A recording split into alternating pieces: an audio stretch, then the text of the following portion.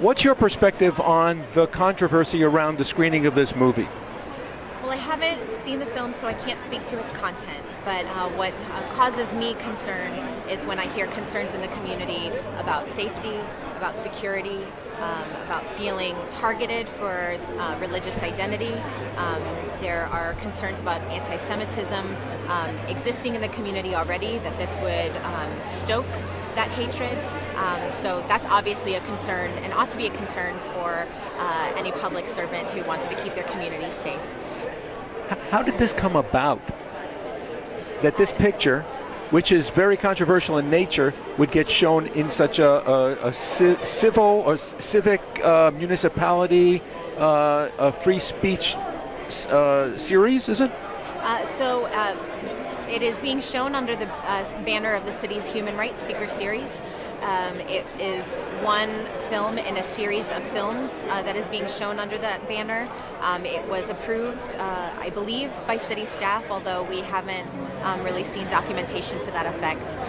But we believe that city staff worked with the organizers of the film company to host this series of screenings, and this is the final screening in that series. Is there an agenda you feel behind is it politicized? This is not just an issue of debate where there's a balanced discussion?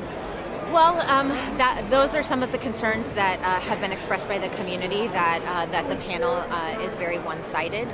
I know that the panel does consist of some academics, some academic experts on this subject, so it is my hope that they're able to provide a voice to different points of view if in fact their intention is education.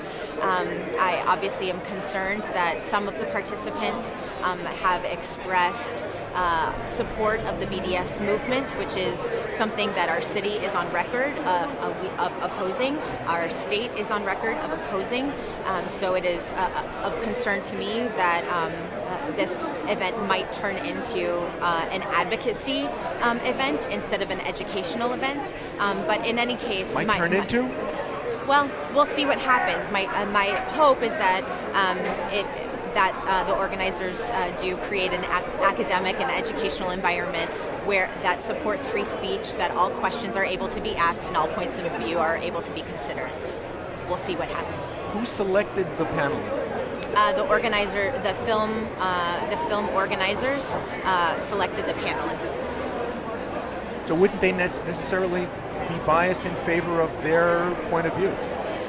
Again, that's what I've heard. I don't know what they'll say tonight. I can't speak to all of their credentials, but I know that some of the panelists have expressed points of view that are